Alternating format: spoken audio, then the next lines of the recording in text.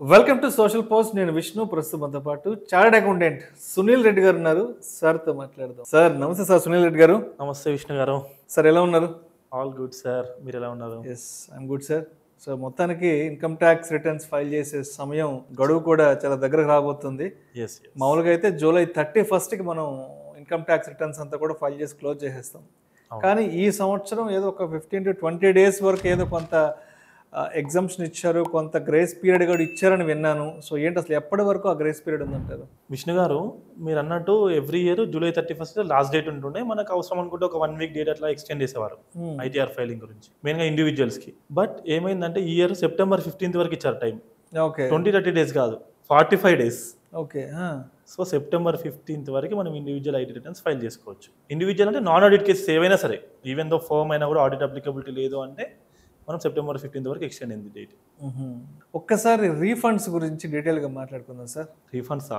Interesting topic sir. Refund గురించి మాట్లాడదాం. ఎందుకంటే చాలా మంది ఐటీఆర్ ఫైల్ చేశాక చాలా మంది రీఫండ్ పెట్టుకుంటారు.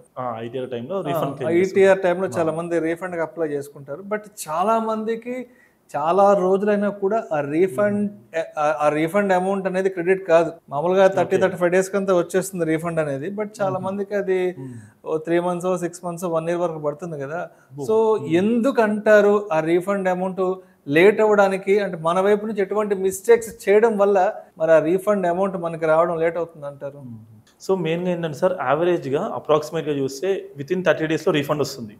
ఈవెన్ రీసెంట్గా ఫైల్ చేసిన జూన్లో ఫైల్ చేసిన వాళ్ళందరికీ చాలా మందికి 90% ఆఫ్ ద పీపుల్కి రీఫండ్ ఆల్రెడీ వచ్చేసింది. ఇఫ్ దేర్ ఇస్ రీఫండ్ రాలేదు అంటే డిఫరెంట్ రీజన్స్ ఉంటాయి. ఫస్ట్ రీజన్ ఏమై ఉంటుందంటే పాన్ ఆధార్ లింకింగ్ లేకపోవడం. అంటే ఇన్కమ్ ట్యాక్స్ డిపార్ట్మెంట్ వాళ్ళు గత 5 సంవత్సరాల నుంచి చెప్తున్నారు పాన్ ఆధార్ లింక్ చేసుకోండి అని. ఇప్పటికీ లింక్ చేసుకోవాలని వాళ్ళు చాలా మంది ఉన్నారు. So pan card, Aadhaar card ఇంకా లింక్ లేకపోయి ఉంటే మీరు రీఫండ్ పెట్టి ఐటీఆర్ టైంకి ఫైల్ చేసుకున్నా, ఎంత రీఫండ్ పెట్టుకున్నా రీఫండ్ మాత్రం రిలీజ్ అవ్వదు. ఇది clear. Okay. Second important point ఏంటంటే బ్యాంక్ అకౌంట్. రీఫండ్ దేనికి రావాలి? బ్యాంక్లకే రావాలి. మన బ్యాంక్ అకౌంట్కి అమౌంట్ మన బ్యాంక్ అకౌంట్కి వస్తుంది కదా సార్. నువ్వు బ్యాంక్ యాక్టివ్లో లేని బ్యాంక్ అకౌంట్ నెంబర్ ఇస్తే ఐటీఆర్లో ఐటీఆర్ ఫైల్ చేసేటప్పుడు ఒకసారి చెక్ చేసుకోవాల్సిందంటే వ్యాలిడేట్ అవ్వడం. బ్యాంక్ అకౌంట్ వ్యాలిడేట్ అవ్వకపోతే మోస్ట్లీ ఐటీఆర్స్ కూడా ఫైల్ అవ్వవు. బై మిస్టేక్ ఫైల్ అయినా కూడా ఆ బ్యాంక్ అకౌంట్ వ్యాలిడేట్ అవ్వలేదు అనుకోండి, రీఫండ్ రాదు. ఏ కేసులో వ్యాలిడేట్ అవ్వదు అసలు. ఎందుకు ఒక బ్యాంక్ అకౌంట్ వ్యాలిడేట్ అవ్వదు? ఒకటి యాక్టివ్ లో లేకపోవడం. అకౌంట్ నెంబర్ ఇచ్చారు ఐటీఆర్ లో, కానీ యాక్టివ్ ఓపెన్ ఉండాలి కదా, అది ట్రాన్సాక్షన్ జరుగుతుండాలి. మోస్ట్లీ ఐటీఆర్ ఫైల్ చేసేటప్పుడు జనరల్ గా రెగ్యులర్ గా యూజ్ చేసే బ్యాంక్ అకౌంట్ ఇవ్వండి. అంటే అప్పుడెప్పుడు ఓపెన్ చేసేసి 1 year బ్యాక్ అది ఎప్పుడు వాడకుండా ఓన్లీ రీఫండ్ కి ఇచ్చారు అనుకోండి, రీఫండ్ రావడానికి అక్కడ స్టక్ అవ్వచ్చు. ఓకే. వ్యాలిడ్ అవ్వకపోవడానికి మెయిన్ రీజన్స్ ఏముంటాయండి? ఒకటి, మీ ఆధార్ కార్డు బ్యాంక్ అకౌంట్ తో లింక్ లేకపోవడం. ఇప్పుడు అకౌంట్ ఓపెన్ చేసేటప్పుడు రీసెంట్ అకౌంట్ ఓపెనింగ్స్ అన్నిటికీ ఆధార్ అడుగుతున్నారు సార్. మీరు అకౌంట్ ఒక 10 సంవత్సరాల ముందు ఓపెన్ చేశారు, ఆధార్ రాకముందు ఓపెన్ చేశారు అనుకో. అంటే అప్పుడెప్పుడో 2010, 2009 కంటే ముందు ఓపెన్ చేసింటాం కదా. మనకు ఆధార్ వచ్చింది 2011-12 నుంచి కంప్లీట్ గా వచ్చింది. ఆ తర్వాత అయితే కంప్లీట్ గా ఆధార్ తో లింక్ అప్ అయి ఉంటుంది. ముందు ఓపెన్ చేసిన బ్యాంక్ అకౌంట్ ఉందనుకోండి, ఆధార్ దానికి లింక్ అప్ లేదనుకోండి, అలాంటప్పుడు రీఫండ్ స్టక్ అయిపోతుంది, రీఫండ్ రిలీజ్ అవ్వదు. అంటే అప్పట్లో మనం ఓటర్ కార్డులు వేరే ప్రూఫ్ తోనే ఓపెన్ చేసేవాళ్ళం. అవునవును, ఆధార్ తో లింక్ అప్ అయి ఉండేది. అప్పట్లో ఆధార్ లింక్ లేదు కదా, ఆధార్ లేదు కదా. ఇంకొకటి ఏంది, పాన్ కార్డ్ లింక్. ఈ రీసెంట్ గా వచ్చిన పాన్ కార్డ్స్ అన్నిటికీ డిజిటల్ ఎవ్రీథింగ్ ఇంటర్లింక్ ఉంటున్నాయి. బట్ అకౌంట్ ఓపెన్ చేసేటప్పుడు ఇప్పుడు పాన్ కార్డ్ కూడా మీరు ఇచ్చి ఉండకపోవచ్చు, పాన్ నంబర్ కూడా బ్యాంక్ అకౌంట్ లో లింక్ అప్ అయి ఉండకపోవచ్చు. సో పాన్ నంబర్ కూడా లింక్ అయి ఉండాలి. అంటే అకౌంట్ ప్రొఫైల్ మీ బ్యాంక్ లో మీ బ్యాంక్ అకౌంట్ నంబర్ కొట్టగానే పాన్, ఆధార్ అన్ని ఇంటర్లింక్ అయి ఉంటేనే మీ రీఫండ్ రిలీజ్ అవుతుంది. లాస్ట్ ఇయర్ చాలా మంది, ఒక 20% ఆఫ్ ద పీపుల్ కి ఈ డిఫరెంట్ రీజన్స్ వల్ల హోల్డ్ లో పడింది రీఫండ్. దాని తర్వాత మల్టిపుల్ కాల్స్ చేసి ఇక బ్యాంకు వెళ్ళి తిరిగి మళ్ళీ రీఫండ్ రీఇష్యూ పెట్టి అదంతా. సో ఫస్ట్ రీజన్ ఏం చెప్పుకున్నాము, పాన్ ఆధార్ లింకింగ్ లేకపోవడం. సెకండ్, బ్యాంక్ అకౌంట్ వ్యాలిడేట్ అవ్వకపోవడం, యాక్టివ్ గా లేని బ్యాంక్ అకౌంట్ యాక్టివ్ లేకపోతే రీఫండ్ అవ్వదు. ఇంకో థర్డ్ పాయింట్ ఏంటంటే, ఇప్పుడు మీకు రీఫండ్ వచ్చేది ఉంది సార్, ఒక 30,000 రీఫండ్ పెట్టుకున్నారు అనుకోండి, మీరు ప్రీవియస్ ఇయర్స్ డ్యూస్ ఉన్నాయి మీ. లాస్ట్ ఇయర్ మీకు ఏదో డిమాండ్ ఉంది, ఒక 50,000 ట్యాక్స్ పే చేయాల్సింది మీరే. ఓకే. అప్పుడు డిపార్ట్మెంట్ మీ అమౌంట్ మీకు రిలీజ్ చేయదు కదా, ఫస్ట్ దాన్ని అడ్జస్ట్ చేసుకుంటుంది. ఆ బ్యాలెన్స్ అమౌంట్ పట్టేసుకుంటారు, ఆ రీఫండ్ అమౌంట్ పట్టుకుంటారు. ఫస్ట్ డ్యూస్ ఏమైనా ఉంటే, ఆల్రెడీ అవుట్ స్టాండింగ్ డిమాండ్స్ ఏమైనా ఉంటే అవి అడ్జస్ట్ అయిన తర్వాత మిగతా అమౌంట్ మీకు రిలీజ్ చేస్తారు.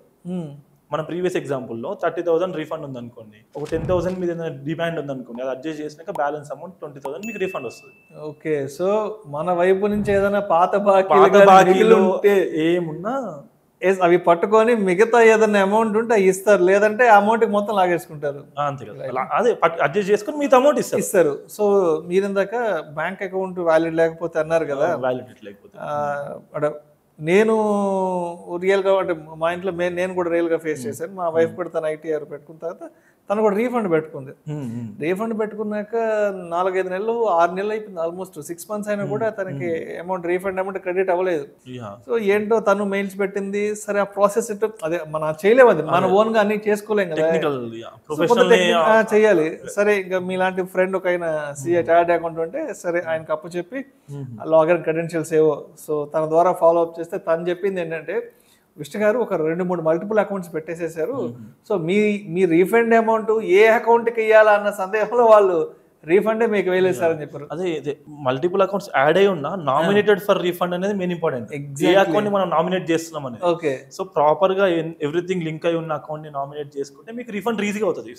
రాదని కాదు, వస్తుంది, కానీ ఫాలో అప్ చేయాలి కదా, ఫాలో అప్ చేయాలి, ఎందుకు డైరెక్ట్ గా వచ్చేసి అయిపోతుంది, సో ఈజీగా అవుతుంది. సో తర్వాత తను చూసి చెప్పాడు మీకు మీది అంటే రన్నింగ్ లో ఏ అకౌంట్ ఉందో ఆ అకౌంట్ పెట్టుకోండి అని చెప్తే, ఆ రన్నింగ్ లో ఉన్న అకౌంట్ పెట్టుకొని మిగతా అకౌంట్స్ తీసేస్తే ఆల్మోస్ట్ ఒక 3-4 days కే అమౌంట్ వచ్చేసింది. ఇప్పుడు రీసెంట్లీ అయితే వెరీ రీసెంట్లీ జూన్ లో ఫైల్ అయిన వాళ్ళందరికీ 15-20 days లో వచ్చేసేసారు. ఓకే, బట్ కొంతమందికి అది ఇంకో రీజన్ ఏంటంటే రాంగ్ రీఫండ్ రాకపోవడానికి రాంగ్ ITR రిటర్న్స్ ఫైల్ చేయడం, ITR ఫామ్. ఇప్పుడు మీ అకౌంట్ లో మీరు శాలరీ ఉందని చెప్పి ITR 1 ఫైల్ చేశారు సార్. ITR 1 ఎవరికి? శాలరీ ఉన్న వాళ్ళకి. మీ అకౌంట్ లో సేల్ ఆఫ్ సెక్యూరిటీస్ ఉంది, అంటే షేర్స్ కానీ మ్యూచువల్ ఫండ్స్ కానీ అమ్మారు. అప్పుడు ఏంది ITR 2 చేయాలి, క్యాపిటల్ గెయిన్స్ ఉంటుంది కాబట్టి. క్యాపిటల్ గెయిన్స్ ఉన్నప్పుడు ITR 2 చేయాలి. కానీ ఏంది ఇయర్ ఏమైందంటే ITR 2 రిలీజ్ అవ్వడానికి టైం పట్టింది, ఒక 1 month లేట్గా రిలీజ్ అయింది. చాలా మంది రీఫండ్ గురించి డిఫరెంట్ రీజన్స్ వల్ల ముందుగానే ITR 1 ఫైల్ చేశారు, క్యాపిటల్ గెయిన్స్ డిస్క్లోజ్ చేయలేరు అసలు. అలాంటప్పుడు మీరు ITR 2 చేస్తే 2 చేయాల్సింది 1 చేసినప్పుడు ITR సేల్ ఆఫ్ సెక్యూరిటీస్ ఉంది అని చెప్పి పాయింట్ లో కూడా రీఫండ్ ఆగొచ్చు ప్రాసెసింగ్ లో. దెర్ ఇస్ అ పాసిబిలిటీ అది కూడా ఆగకపోవడానికి. సో అలాంటి వాళ్ళు ఏం చేయాలంటే ఆ టైంలో ITR 1 ఫైల్ చేసినా కూడా మీ AAS లో కనుక సేల్ ఆఫ్ సెక్యూరిటీస్ కానీ ఇంకా income from winnings and lotteries కానీ ఇలాంటివి ఏమున్నా కూడా ITR 2 ఫైల్ చేయాలి, రివైజ్ రిటర్న్ చేసుకుని.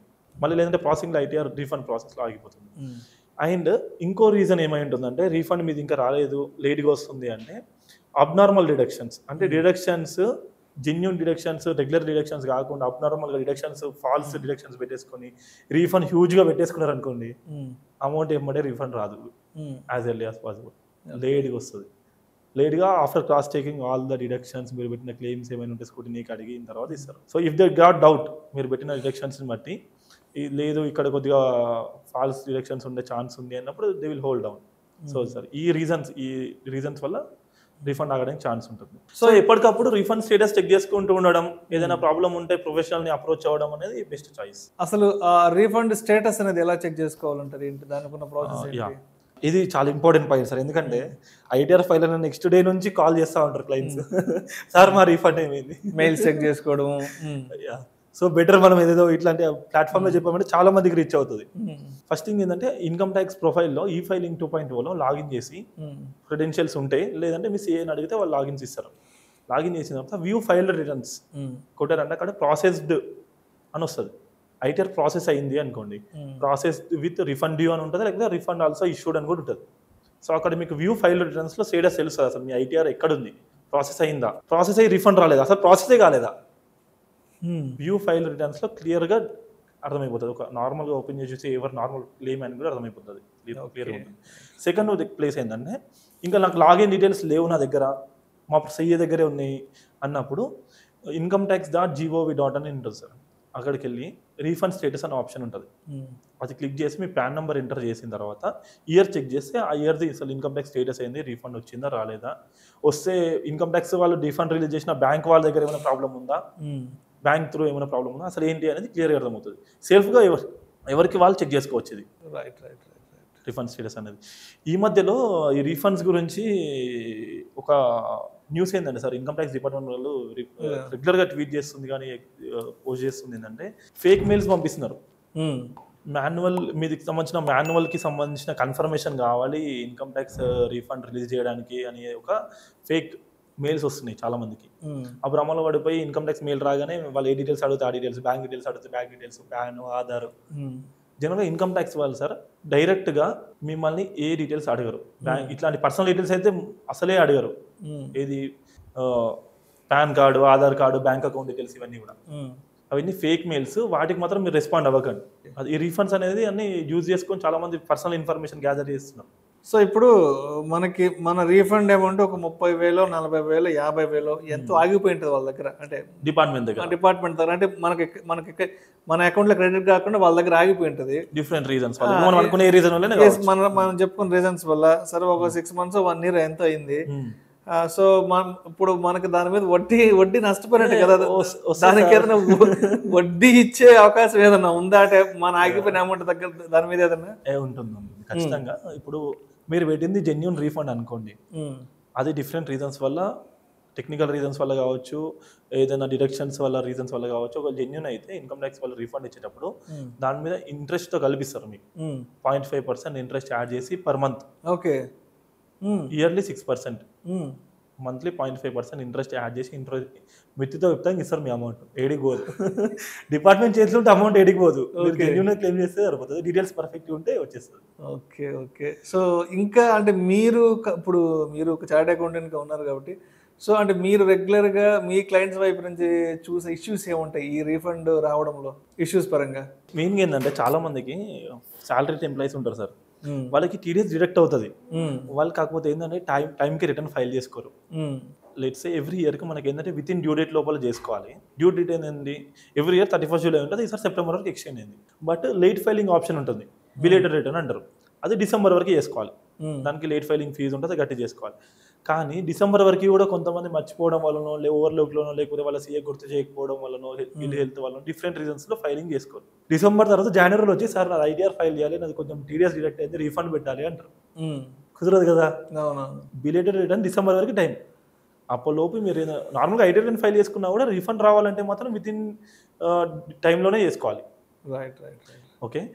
అలాంటి కేసులో రీసెంట్గా ఒక మనకి వినాయక దొరికిందంటే, ఇన్ కేస్ ఆఫ్ ఇల్నెస్, ఏదైనా హెల్త్ ఇష్యూ ఉండి, హెల్త్ ఎమర్జెన్సీ ఉండడం వల్ల మీరు ఐటీఆర్ విత్ ఇన్ టైం లిమిట్లో ఫైల్ చేసుకోకపోతే, అదే డిసెంబర్ వరకు బిలేటెడ్ రిటర్న్లో కూడా చేసుకోకపోతే, కండనేషన్ ఆఫ్ డిలే అని ఒక ఆప్షన్ ఉంటుంది. సెక్షన్ 115(2)B సెక్షన్లో మనం ఇన్కమ్ ట్యాక్స్ ఆఫీసర్కి రిక్వెస్ట్ పెట్టవచ్చు. ఇట్లా due to emergency case and health సివియారిటీని బట్టి వాళ్ళు అప్రూవల్ ఇస్తారు కండనేషన్కి. కండనేషన్ అంటే సరే ఆఫ్టర్ డ్యూ డేట్ కూడా ఫైల్ చేసుకోవడానికి మీకు ఆపర్చునిటీ ఇచ్చినట్టు. ఓకే. సో అలాంటిది జెన్యూన్ రీజన్ ఉన్నప్పుడు ఇవ్వాలి అనేది ఒక రీసెంట్ బాంబే హైకోర్టు ఆర్డర్ ఇచ్చింది. సో కన్క్లూజన్గా అసలు ఎటువంటి మిస్టేక్స్ చేయకుండా ఉంటే, ఎలాంటి మిస్టేక్స్ చేయకుండా కరెక్ట్గా ప్రాపర్ వేలో వెళ్తే ఆన్ టైంలో మన రీఫండ్ మనకు వచ్చేస్తుంది అంటారు? అసలు వస్తుంది సార్. అప్రాక్స్గా 30 daysలో వస్తుంది యావరేజ్గా. ప్రీవియస్ లాస్ట్ 3-4 years నుంచి కూడా చూస్తుంటే యాక్చువల్గా లాస్ట్ 3-4 years నుంచి అయితే ఫాస్ట్గానే వస్తుంది. అంతకుముందు టైం పట్టేది, ఇప్పుడైతే విత్ ఇన్ 30 daysలో వచ్చేస్తుంది. అంటే మనం అవాయిడ్ చేయాల్సిన మిస్టేక్స్ ఏంటి అసలు కంప్లీట్గా? సమ్మరైజ్గా మనం డిస్క్లోజ్ చేస్తే మాట్లాడుకుంటే, pan card, Aadhaar card linking చూసుకోవడం. ఓకే. బ్యాంక్ అకౌంట్ దగ్గర మాత్రం చిన్న ఛాన్స్ కూడా తీసుకోకపోవడం. అవసరమైతే ఒకసారి బ్యాంక్కి సంప్రదించి పర్ఫెక్ట్గా ఉందా లేదా, అకౌంట్ రన్నింగ్ లో ఉందా, యాక్టివ్ రన్నింగ్ లో ఉందా, పాన్ కార్డ్ లింక్ ఉందా, ఆధార్ కార్డ్ లింక్ ఉందా, ఇవన్నీ చూడడం. ఇంకా మెయిన్గా ఏంది, రాంగ్ ఐటీఆర్ ఫైల్ చేయడం. ఐటీఆర్ ఇప్పుడు డిపార్ట్మెంట్ దగ్గర కంప్లీట్ డేటా ఉంది సార్ ఏఎస్లో.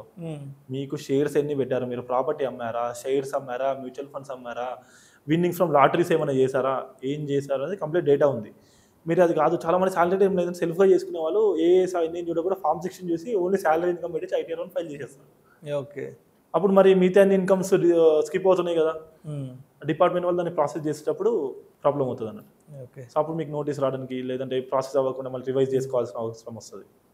సో ముందుగానే ఏఎస్ కానీ 26 years కానీ అన్ని చూసి వీలైతే ప్రొఫెషనల్ని కన్సల్ట్ అయ్యి చేసుకుంటే విత్ ఇన్ టైంలోనే వచ్చేస్తుంది if you are eligible genuine కేసులో అయితే.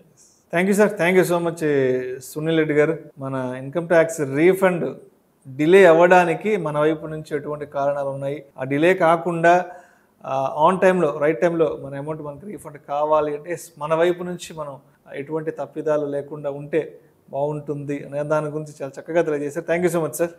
Thank you sir. వెల్కమ్.